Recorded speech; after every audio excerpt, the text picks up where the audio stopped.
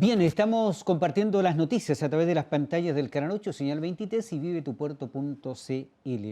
Saludamos, agradecemos el tiempo que nos dedica y a los telespectadores preferentemente nuestro próximo invitado, que es el abogado constitucionalista Luis Guerrero, que es un abogado de la nueva generación de Penco Lilquén, que nos viene a acompañar a unos minutos. Luis, bienvenido, ¿cómo estás? Gusto de saludarte. Hola. Hola Mario Alejandro, muy buenas tardes, aquí encantado de poder participar junto a usted y agradezco la invitación al programa. Mira, cuando me presento Luis, abogado constitucionalista, debe estar muy a tono con lo que está aconteciendo en el país, porque son momentos de alta complejidad política, jurídica, legal, etcétera, porque esta semana se entrega, ¿no es cierto?, a la Comisión de Expertos el borrador, podríamos llamar, de la nueva carta, que después vuelve al Pleno para votar los 3/5 que se llama, etcétera, etcétera, para teóricamente votar el 17 de diciembre. Teóricamente, porque en el camino está una tremenda interrogante. ¿Cómo puedes explicar a la gente en términos que nuestros telespectadores entiendan de cómo parte este proceso, se desarrolla y esperando un desenlace? Claro, efectivamente, como tú decías, Mario Alejandro, estamos hoy día viviendo un momento constitucional muy complejo en Chile, porque en los últimos 10 años llevamos ya 3 procesos constituyentes. Llevamos uno que se inició primeramente, que muchos olvidan, que fue con el gobierno de la presidenta Michelle Bachelet, que se inició en el 2015 por ahí. Después tuvimos el segundo proceso constituyente, que se inició posterior al estallido social, ¿no es cierto?, que todos recordamos que se le llamó el proceso de los movimientos sociales. Y hoy día tenemos un tercer proceso constituyente, que es el proceso de los partidos políticos, se podría decir, porque efectivamente fue realizado por los partidos políticos entre 4 paredes. Todos sabemos cómo se nombró esto de la comisión experta, compuesto por 24 miembros, ¿no es cierto?, una comisión técnica de admisibilidad por 14 miembros, y el Consejo Constitucional, que está compuesto por 50 consejeros y más uno que pertenece al pueblo, a los pueblos indígenas, ¿no es ¿Cómo cierto? podrías, Luis, resumir lo que fue el primero, el de la época de Bachelet, en un minuto, el segundo que se votó el 4 de septiembre del año anterior, Claro. y el que viene? ¿Cómo podrías resumirlo fundamentando y explicando? Mira, el primero fue un poder constituyente, o sea, fue un poder constituyente ahí que se manifestó por parte del Ejecutivo y el Legislativo, en el fondo, más que nada del Ejecutivo, porque fue llevado a cabo por el gobierno, ¿no es cierto? Y se hicieron algunos cabildos ciudadanos por ahí en algunas partes y todo, pero hubo en realidad, en comparación a la población total y al padrón electoral, muy poca participación. Pero se recogieron unas que otras inquietudes, que por lo general la gente que más participa en esta instancia, y se presenta, ¿no es cierto?, a días de dejar el gobierno por la presidenta Bachelet, un proyecto de reforma constitucional al Congreso. Cosa que luego, posteriormente, cuando asume el nuevo gobierno, a esto no se le da mayor énfasis, ¿no es cierto?, y termina fracasando. Eso es lo primero, el primero. Ese es el primer proceso constituyente que tenemos, ¿no es cierto? El segundo proceso, todos sabemos que empieza con este estallido social en octubre del 2019, ¿no es cierto? El octubre chileno, que le llaman algunos expertos por ahí, donde la gente sale en masa, ¿no es cierto?, a la calle a reclamar por mayores derechos sociales, mayores derechos económicos, sobre todo los reclamos eran derechos socioeconómicos. Cuando uno ve hoy día hacia atrás, sí, mejora, ¿no es cierto?, en la salud, en la educación, vivienda, pensiones. ¿Figuraba la Constitución dentro de los reclamos de la gente, que te acuerdes? Algunas personas sí, habían sectores que reclamaban una nueva constitución y efectivamente muchas de estas materias podrían haber recaído en la constitución. Desgraciadamente tuvimos una convención constitucional, ¿no es cierto?, que, bueno, ahí sabemos que hay varios factores sociológicos, políticos, jurídicos que influyeron en el fondo en el fracaso, pero desde el punto de vista jurídico, que es lo que a mí me corresponde, los juristas, ahí tenemos algunos doctores en Derecho que explican un fenómeno que se llama el poder constituyente impopular, que se llama. Que en el fondo este poder constituyente, al asumir, empieza a recoger demandas que no eran las demandadas por la ciudadanía. Como por ejemplo, tema de plurinacionalidad, sistemas plurales jurídicos, ¿no es cierto?, donde habían 2 sistemas jurídicos, claro, ambos sometidos ante la Corte Suprema, pero eran una pluralidad de sistemas jurídicos por ahí. Habían demandas que, me acuerdo, por ejemplo, de abolir el Senado, ¿no es cierto?, por esta Cámara más territorial, claro, regional, que tampoco era una demanda de la ciudadanía, digámoslo así, que fueron como los grandes caballos de batalla de esta nueva Constitución. Y en el fondo se terminó debatiendo por cosas que no eran las demandas principales que la gente había solicitado, que era el derecho a la educación, mejor salud, vivienda, pensiones. Y además también lo que hablábamos, que se produjo un poco de encapsulamiento de la Convención Constitucional, porque la participación quedó reducida, ¿no es cierto?, a un proceso que se llamaba las iniciativas populares, en donde de más de 15.000 terminaron 78 reuniendo las firmas solamente para poder ser debatidas, y de estas ninguna terminó siendo tampoco considerada por la Convención ni aprobada. Por lo tanto, termina fracasando estrepitosamente, ¿no es cierto?, en septiembre del año pasado, como usted mencionaba. Esa es la segunda. Ese es el segundo proceso constituyente. Y después de ese fracaso, ¿no es cierto?, empiezan las negociaciones, las conversaciones entre los partidos políticos para llevar a cabo un nuevo proceso constituyente, y a mi punto de vista creo que fue un poco precipitado, un poco acelerado. Yo creo que deberíamos haber esperado un poco que decantara esta situación antes de retomar un nuevo proceso. Y efectivamente, después de más de 100 días de negociación entre los partidos políticos, llegan a un acuerdo para formar este nuevo proceso constituyente, en donde básicamente se le encomienda a una comisión experta, que es nombrada por los mismos partidos políticos, el redactar un borrador que luego se le transmitiría a los consejeros constitucionales para que ellos produjeran las enmiendas, ¿no es cierto?, correspondientes, que es en la etapa que estamos ahora, hasta el 7 de octubre, en que se tiene que entregar este nuevo texto con las enmiendas realizadas a esta comisión experta para que nuevamente se le hagan enmiendas, y ahí vamos a ver qué sucede, porque de aquí al 7 de noviembre esto tiene que estar zanjado, este tema. Claro. Luis, ¿qué pasa? A ver, para información de la gente, ¿qué pasa si el 17 de diciembre, bueno, si primero hay votación el 17, ¿qué pasa si se aprueba? ¿Qué pasa si se rechaza? En términos globales, generales. Claro, de haber texto, porque eso es lo que hoy día no lo sabemos, de haber texto, el 17 de diciembre de aprobarse entraría a regir esta nueva Constitución. De rechazarse, seguiríamos rigiéndonos con la Constitución de 1980, que algunos llaman ya no la nueva Constitución del 2005 de Lagos, pero en realidad es la Constitución de 1980. Seguiría rigiendo esta Constitución que tenemos hasta el día de hoy. Cuéntanos un poquito, me imagino que habrá revisado la historia de Chile, de todas las constituciones que ha habido. ¿Era necesario actualizar o es necesario actualizar la Constitución? No sé si todos los países lo hacen, me parece que algunos la tocan, pero con algunos matices nomás, ¿no?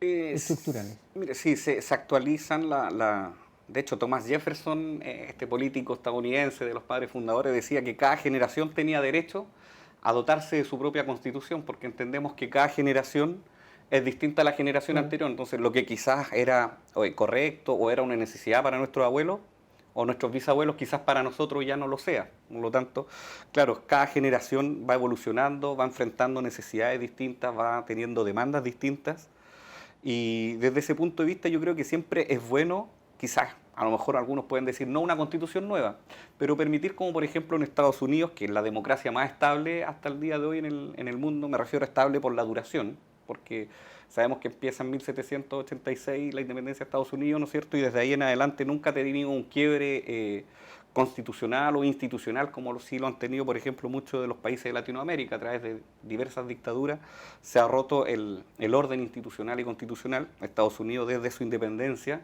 se ha mantenido siempre estable, pero claro, la flexibilidad que tienen ellos de realizar estas enmiendas a la Constitución les permite de cierta forma esta estabilidad a su democracia. El tener constituciones muy rígidas, como la de 1980, ¿no es cierto?, con los quórum excesivamente altos, de 4/7, 2/3 en algunos casos, dificulta muchas veces lograr reformas en las materias más esenciales que la gente demanda. Por ejemplo, dentro de la Constitución que nos rige, hay un artículo que recuerdo yo, no me pides el artículo, el número, no, pero dice que todo ciudadano, ¿no es cierto?, que nace en este país, tiene derecho, y esto lo maneja mucho la gente, a vivir en un ambiente libre, sano, libre de contaminación. Sí. Pero aquí es al revés, tenemos contaminación, ni te digo, Coronel, Talcahuano, por nombrar acá la región del Biobío, la contaminación de las industrias, Quintero Puchuncaví en el norte, la explotación en minera, etcétera, etcétera. No siempre se respeta la Constitución. No siempre se respeta, justamente. El artículo 19, numeral 8, que me dices tú, justamente, efectivamente, acá en Chile, muchas veces las legislaciones medioambientales son muy laxas y permiten muchos abusos por parte de las empresas, y no se termina respetando, y en el fondo a veces terminan siendo estos derechos como derechos nominales solamente, o sea, como que los ponemos para que suene bonito, pero en la práctica no se terminan llevando a cabo. Y Sí, esa es una, no sé, una carencia, no sé, de sociedad estructural, porque se considera grave, ¿no es cierto?, que no se respete la Constitución. Es un así es. ejemplo. Exacto, justamente. Tampoco aparece, han venido muchos políticos que hemos conversado, no se menciona en la Constitución el deporte, por No. ejemplo. Mente Sana no aparece, de las bellas artes, de la música, la cultura, dos líneas. Entonces, yo no sé si caben esos conceptos dentro de una Constitución o deberían aparecer, ¿no? Claro, ahí es debatible, ¿eh? Porque, Sí, por ejemplo, claro, lo que tenemos de repente, tenemos constitucionalistas que son como que aspiran al universalismo, ¿no es cierto? A incorporar la mayor cantidad de derechos posibles en las constituciones y hacer constituciones muy extensas, como las de Bolivia, como las de Venezuela, Ecuador, ¿no es cierto? Algunos llaman el nuevo constitucionalismo latinoamericano, y son constituciones muy extensas, pero muchas veces estos artículos, claro, por claro. incorporar derechos, muchas veces terminan siendo derechos solamente nominales, pero en la práctica no se terminan muchas veces cumpliendo porque hay realidades fácticas que a veces le impiden a los países también llevar a cabo el cumplimiento de estos derechos o estas metas. Llámese presupuesto, deuda externa, Claro. grupos de interés, ¿no es cierto?, lobistas. Al Entonces, final queda como un punto de referencia en el escrito nomás, ¿no? Letra exacto, muerta, ¿no? exacto. Hay realidades fácticas que muchas veces en la realidad no permiten llevar a cabo ni siquiera los programas de gobierno muchas veces, Claro, claro. que es algo mucho más sencillo que una constitución, pero ustedes saben que muchas veces ni siquiera los programas de gobierno se pueden llevar a cabo por estas realidades fácticas, ¿no es cierto?, que impiden el cumplimiento de ciertas metas, ciertos deseos. Una constitución está hecha, no sé, a lo mejor nos podías clarificar, Luis, derechos, ¿no es cierto?, pero también deberes Así del es, ciudadano. así es. ¿Cómo se podría explicar, englobar una explicación frente a ese escenario? ¿Qué es lo que es una constitución? Claro, Mira, una constitución básicamente lo que tiene que contener, lo primero y lo más importante, y así es como nace esto en la época de la Revolución Francesa y la Revolución, ¿no es cierto?, estadounidense, que fueron más o menos similares, se llevan por un par de años, pero en el fondo, históricamente, el mismo lapso de historia, ¿no es cierto? La constitución básicamente nace para limitar al poder. Eso es lo primero.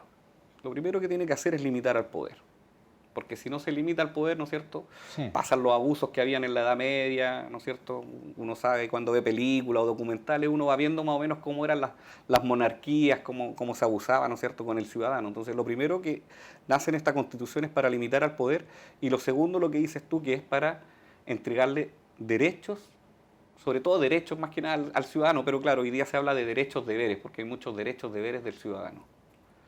Ahora bien, ha revisado, me imagino, lo de las enmiendas que se están todavía Sí, algunas, no viendo, todas, algunas. no todas, pero Sí. sí he revisado algunas y ¿Alguna? ¿Te efectivamente llama la atención alguna, por llama la ejemplo? atención que hay muchas que no son materia de orden constitucional. Ah, por ejemplo. Por ejemplo, no sé, el eximir el pago de las contribuciones a las propiedades, o sea, eso es netamente una materia tributaria que debería ser tratada por ley, o sea, en el Congreso. Esto no es como para establecerlo en una constitución si yo pago o no pago contribuciones de un bien raíz, por Claro. ejemplo. Eso debería revisarlo la comisión de expertos y tajarlo, me imagino, ¿no? Yo creo que sí, Sí. yo creo que sí deberían observarla, porque de hecho la comisión de expertos, ellos hicieron este texto, el borrador que le presentaron al Consejo, y hubo unanimidad. O sea, los 24 expertos de esta comisión estuvieron de acuerdo en el texto propuesto original. Hoy día, con las enmiendas que le está realizando este Consejo, no sé si estará esa unanimidad, yo creo que no al menos. Lo más probable es que no esté la unanimidad por parte de la comisión de expertos, y muy probablemente esto termine en una comisión mixta Ah, ya. entre comisión de expertos y consejeros constitucionales que van a tener que tratar de ver cómo se soluciona esto. Y como decías tú, si no están los quórum de los 3/5, no se va a poder aprobar el Sería todo, ¿no? texto y sería todo. Ni siquiera tendríamos un plebiscito, porque Claro, sería absurdo llamar a un plebiscito para aprobar o rechazar algo claro. que no existe. Claro, y el presidente no tendría nada que firmar también para llamar a plebiscito. Exacto. Eh, Luis, ¿qué otra enmienda te ha llamado la atención en líneas generales dentro del trabajo que está realizando los 50 constituyentes? He visto varias enmiendas. En este momento, a ver cuál se me viene. Me acuerdo de esas, las contribuciones. ¿Cuál fue la otra enmienda que vi que me llamó mucho la Está atención? trabajándose el tema referido más allá de las contribuciones Ah, me que está acuerdo, en por boga. ejemplo, el tema de expulsar a los inmigrantes con antecedentes, por ejemplo. O sea, Yo creo que todos estamos de acuerdo en que cualquier inmigrante que venga a delinquir a Chile tiene que ser expulsado, por ejemplo. De hecho, ni siquiera deberían entrar, yo creo, a lo mejor, quizás puedo sonar un poco extremista para Sí. algunos por el tema de los derechos humanos y todo, pero yo creo que ni siquiera deberíamos dejar entrar muchas veces estos tipos que están asociados al Tren de Aragua o a organizaciones así. Yo creo que no vienen a aportar al país. Yo creo que sí debemos permitir la inmigración porque hay inmigrantes que vienen a aportar, ¿no es cierto? Que vienen a entregar su trabajo, vienen a entregar su sacrificio y a entregar progreso para el país. Pero hay otros inmigrantes que vienen a delinquir. Entonces, claro, efectivamente yo creo que si decimos que todos los que cometan delitos inmigrantes acá en Chile deben ser expulsados, yo creo que muy pocas personas, estos como más radicales, ¿no es cierto?, por los derechos humanos, quizás dirían, no, que todos tienen derecho a varias oportunidades en la vida y todo. Pero desde mi punto de vista, y puedo estar equivocado, yo creo que la mayoría estaríamos de acuerdo en que deben ser expulsados. Ahora, si tú me preguntas si eso es materia de una constitución, yo te diría que no. Yo creo que eso es materia de ley, eso debería establecerse código penal u otros tipos de leyes, ¿no es cierto?, específicas, pero creo que no es una materia para estar tratada en una constitución. La constitución tiene que ver más con limitar al poder, organizar al Estado, ¿no es cierto?, y consagrar los derechos fundamentales de las personas. Bien. Bueno, eso es la Constitución. Ahora conozcamos un poco quién es Luis Guerrero. Ya sabemos que es abogado, Sí, pencolirquén, identificado con su querida comuna. así es. Cuéntanos, Luis, un poco de ti. ¿Dónde estudiaste? ¿Cómo fue surgiendo la posibilidad de constituirte en abogado, no sé, de seguir esa carrera, etcétera? No, mira, mi vida es bien rara, parecía como un poco gitano cuando chico, así, andaba Sí. por aquí y por allá, estudié en muchas partes. ¿Dónde naciste tú? Yo nací acá en Concepción, Sí. pero mi familia siempre fue de Lirquén, ¿ya? En Ya. la comuna de Penco. Toda mi familia es de Lirquén, por lo tanto yo soy como un hijo de Lirquén Sí, pues sí. identificable con Lirquén. Pero yo nací en esa época acá en Concepción, mi mamá vivía en Concepción en la época en que yo nací. Luego de eso, en mi infancia, mi madre conoce un francés, se casa con este francés y me toca irme a vivir a Europa siguiendo Ah, a mi sí. madre, obviamente. Yo era un niño, Obvio. no podía decidir dónde estar, dónde no estar, así que me llevó a Francia, que fue una muy linda experiencia, vivimos muchos años allá. De hecho, mi hermano menor es francés, Ah, sí. es de padre francés y nacido en Francia, él nace allá. Allá tuve intercambio escolar en Inglaterra, me acuerdo estuve viviendo con una familia en Inglaterra un tiempo. Después nos volvimos para acá y acá terminé también, estudié en el Colegio Bautista acá en Concepción un tiempo, después en el Charles de Gaulle. Y me acuerdo que terminé haciendo por ahí en la Araucana, 2 años en uno terminé cerrando. Luego di la prueba de aptitud, me fue muy bien y estudié ingeniería civil química en la Universidad de Concepción. Ahí estuve 2 años estudiando ingeniería civil química, algo nada que ver con el derecho y eso le llama mucho la atención a todos cuando me dicen, pero ¿por qué de la ingeniería, de las matemáticas duras, Claro. digámoslo así, salta a las letras, o sea, como el otro extremo? Siempre me atrajo los dos mundos, entonces siempre tuve la confusión. Y después me ofrecen una beca en la Universidad de América y termino yéndome a estudiar Derecho ahí. Termino la carrera de Derecho y posterior a eso, después saco la licenciatura. Bueno, nosotros después de la licenciatura tenemos que hacer una práctica en la corporación y la Corte Suprema nos entrega el título de abogado.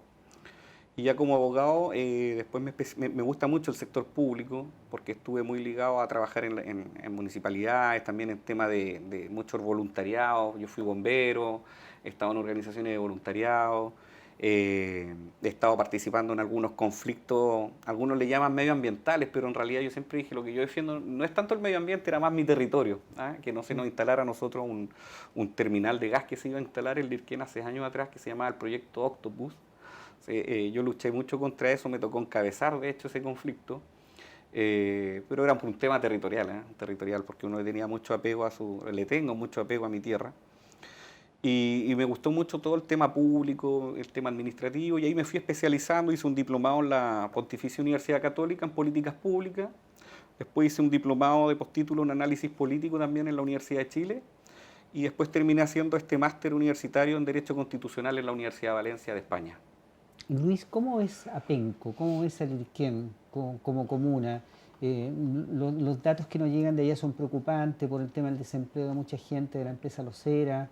No sé si se ha ido quedando un poco Penco en el tiempo, le ha pasado a Tomé al lado con la industria de paños. ¿Cómo adviertes tú comuna, Lirquén mismo como localidad, que alguna vez alguien lanzó la idea de ser comuna también, Lirquén? Sí, sí, se peleó Sí, mucho el tema del Lirquén comuna. De hecho, todavía está en boga en muchos de los pobladores sí, del Lirquén de ser comuna, Eso no ha desaparecido, digámoslo. Perdió un poquito de fuerza, Sí. pero no ha desaparecido, sigue ahí latente. Cuéntanos de tu ciudad, de tu gente, Mira, ¿cómo la adviertes tú?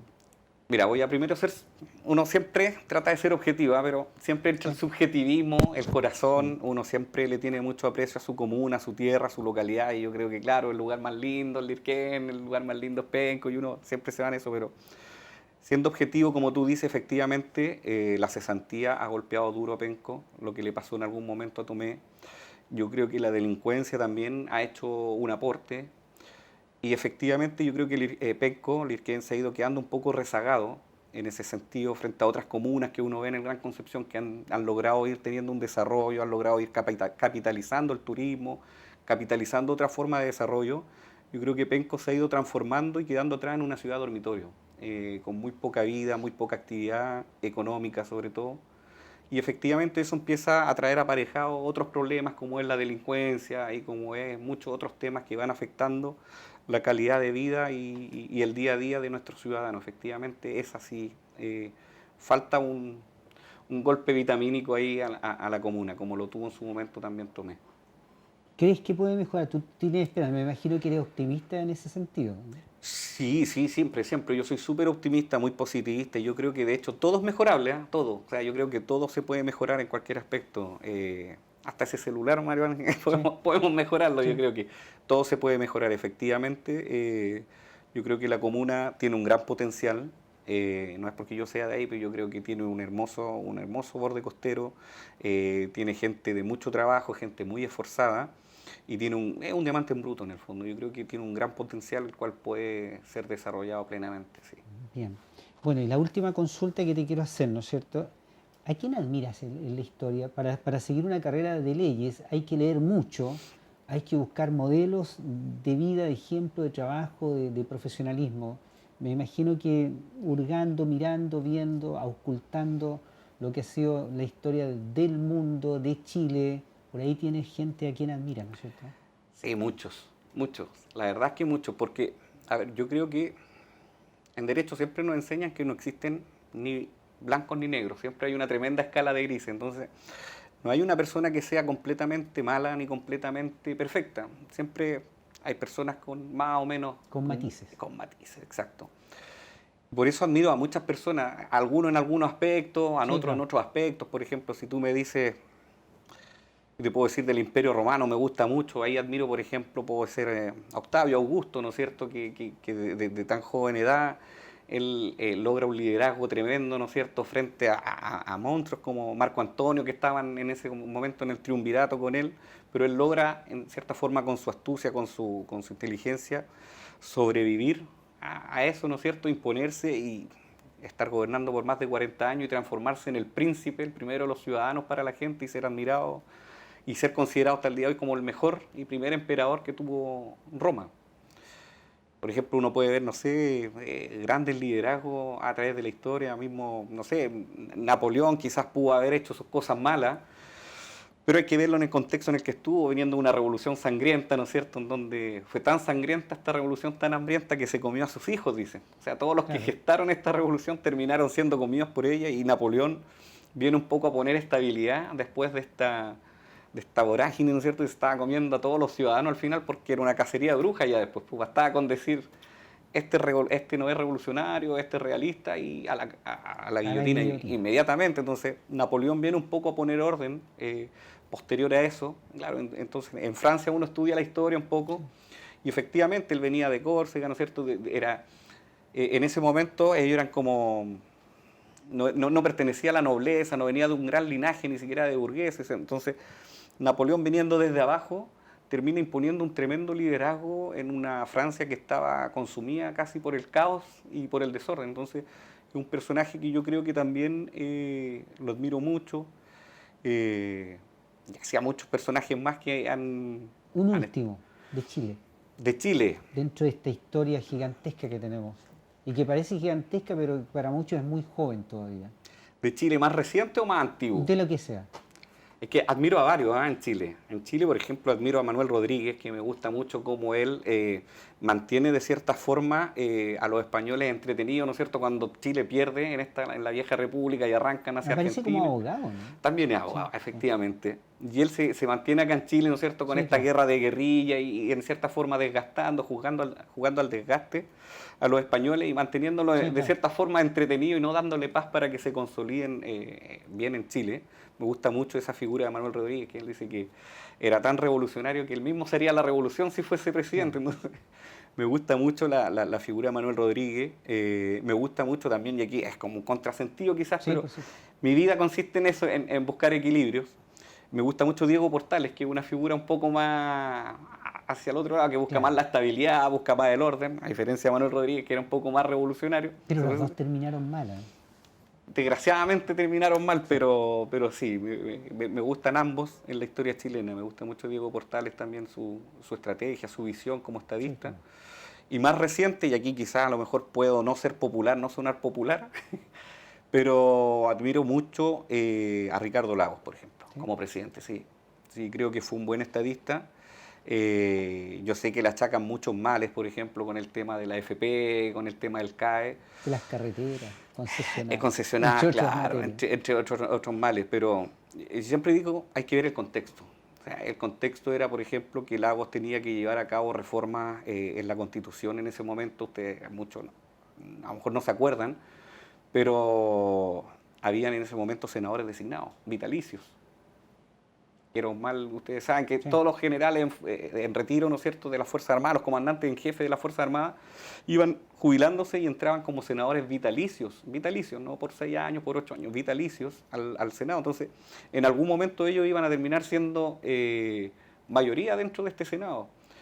Y Lagos, para poder, por ejemplo, una de las reformas, porque en la reforma constitucional se hacen muchas reformas, pero yo encuentro que esa es una de las reformas más importantes desde el punto de vista político, porque en el fondo se estaba jugando en hacer una gobernabilidad entre los civiles, que son los senadores, ya sean de izquierda o derecha, pero son civiles, y los senadores designados vitalicios, que en el fondo representaban a las Fuerzas Armadas y a la antidemocracia, digámoslo así, porque no eran electos por voto popular.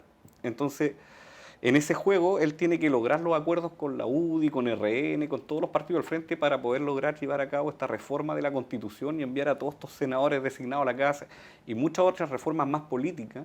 Y obviamente en ese juego hay que hacer negociaciones muchas veces.